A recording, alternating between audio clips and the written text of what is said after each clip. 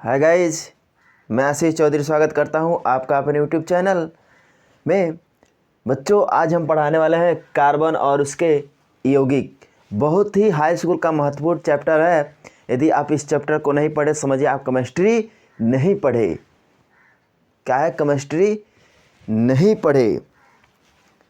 बुझी समा कभी भी जल सकती है। बुझी समा कभी भी जल सकती है। बंद किस्मत कभी भी खुल सकती है। मत बदल अपने इरादों को, तू मत बदल अपने इरादों के, कभी भी तेरी किस्मत बदल सकती है। तो बच्चों, आइए देखते हैं कार्बन और इसके यौगिक। कार्बन का परिचय, इंट्रोडक्शन ऑफ कार्बन। सबसे पहले हम कार्बन का परिचय बता दें। कार्बन, देखो बच्चों, यह पृथ्वी पर बहुत ही महत्वपूर्ण तत्व में पाया जाता है। कार्बन सभी जीवों में पाया जाता है, और यहाँ तक यदि जीव मर जाते हैं तो उसमें भी क्या होता है? कार्बन पाया जाता है। ठीक है। कार्बन का यदि कहा जाए तो कार्बन कोयला से लिया गया है। किससे?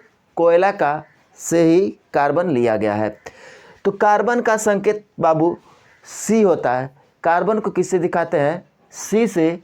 परमाणु संख्या 6 होती है। इलेक्ट्रॉनिक विन्यास 2 4 होती है।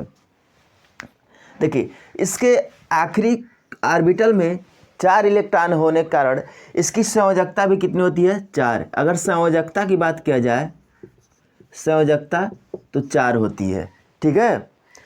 इसीलिए इसको चतुर संयोजक कहते हैं। कार्बन को क्या कहते हैं बच्चों? चतुर संयोजक कहते हैं। कार्बन एक अधातु रूप है। क्या है? अधातु है। समस्थानिक, बता दें कार्बन के 3 समस्थानिक होते हैं। C12, C13, C14 होती है। ठीक है। देखिए, C612, C613, C614, तो इसके 3 समस्थानिक होते हैं। तो आज हम बताएंगे कार्बन के अपर रूप। आप अभी जान लीजिए कार्बन के अपर रूप क्या होते हैं। ठीक है। तो आइए पढ़ते हैं अपर रूप के बारे में।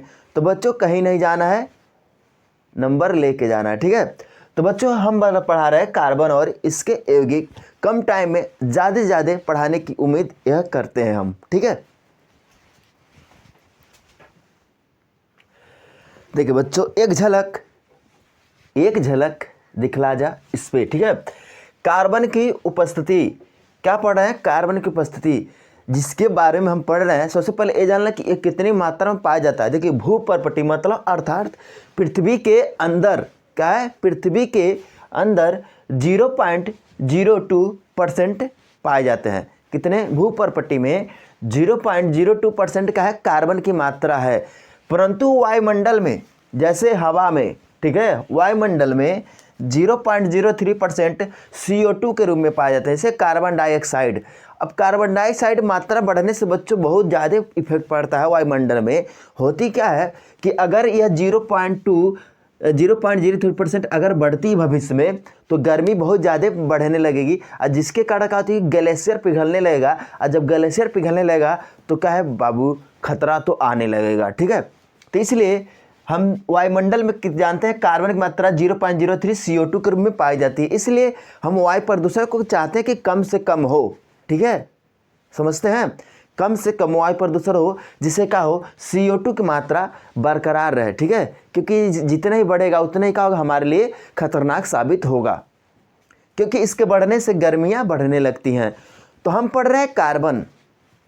अभी हम बताएं, कार्बन हर जीवित वस्तुओं में पाई जाती है, अर्थात मरने के बाद भी उनमें क्या है? कार्बन की उपस्थिति रहती है। तो कार्बन बहुत ही महत्वपूर्ण, यह कार्बन सबसे ज़्यादा यौगिक बनाने वाला तत्व है। कार्बन यह एक ऐसा तत्व है जो सबसे ज़्यादा क्या है? कार्बन बनाता है, यौगिक बनाता है। ठीक है। तो हम इसको पढ़ते हैं बहुत ही डिटेल तरीके से। अब पढ़ेंगे कार्बन के अपर रूप। आप जानते हैं अपर रूप क्या होता है? तो आइए दिखाते हैं अपर रूप क्या होता है। देखो बच्चों, अब आ गया अपर रूप। तो कार्बन के अपर रूप तो हम पढ़ेंगे ही। सबसे पहले जान लें अपर रूप होता क्या है। ठीक है।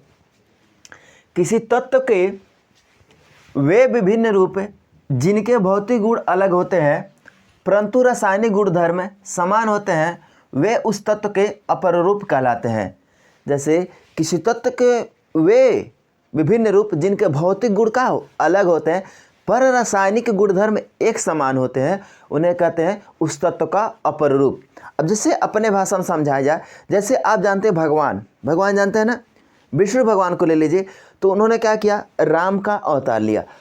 राम, अब देख फिजिकली तो राम हो गए, फिर कृष्ण के लिए, फिर अब फिजिकली का कृष्ण, लेकिन उनका जो रासायनिक गुणधर्म है क्या, भगवान है ना, राम है तभी भी भगवान है, ठीक है, कृष्ण है तभी भी भगवान है। मतलब जो रासायनिक गुणधर्म है वह सेम है, लेकिन जो फिजिकली जो दिखाई जो दे रहा है वो अलग है, एक बार राम है एक बार कृष्ण है। ऐसे कार्बन के 3 अपर रूप हैं। कितने अपर रूप है, ग्रेफाइट, हीरा, फुलेरीन, मतलब वो कार्बन के अपर रूप है, दिखने में तो अलग है, जैसे हीरा अलग होता है, ग्रेफाइट अलग होता है, फुलेरीन का तो अलग होता है, सेम टू सेम इसी को अपर रूप कहते हैं। मतलब उस तत्व के 3 रूप हो जाएं। जैसे आप जान लीजिए आटा का रोटी हो गया, आटा का अपर रूप रोटी हो गया, उसका कुछ और बना दीजिए और आइटम बना दीजिए तो उसका क्या होगा, अपर रूप कहलाएगा। मतलब मेन उसका गुणधर्म क्या है, एक ही है। तो ऐसे तत्व कहते हैं अपर रूप, मतलब उस तत्व का रासायनिक गुणधर्म समान हो और दिखने में क्या हो, अलग अलग हो, उसे बोलते हैं अपर रूप। तो आइए पढ़ते हैं कार्बन के अपर रूप के बारे में, ठीक है।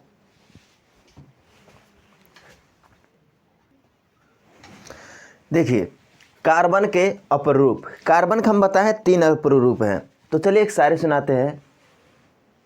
तेरी गुस्सा भी इतनी प्यारी है, ओहो, तेरी गुस्सा भी इतनी प्यारी है कि जी करता है तुझे दिन भर तंग करता रहूं, ठीक है।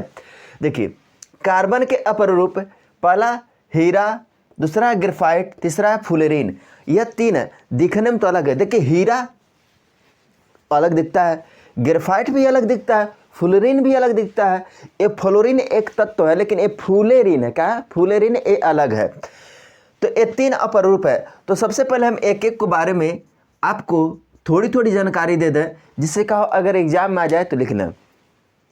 देखिए हीरा आप जानते हैं यह दुनिया का सबसे कठोर वस्तु है। क्या है, यह दुनिया का सबसे कठोर पदार्थ है। यह क्यों कठोर है, क्योंकि यह कार्बन